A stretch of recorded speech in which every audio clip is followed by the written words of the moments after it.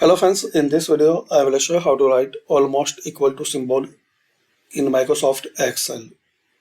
So very simple and easy way to write this symbol.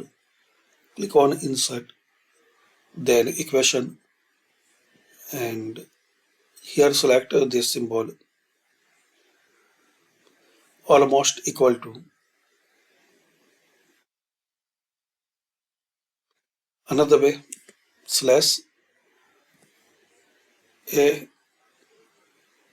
double p rox, then press space one time. So you can write this symbol. So thanks for watching. Comment this video useful for you.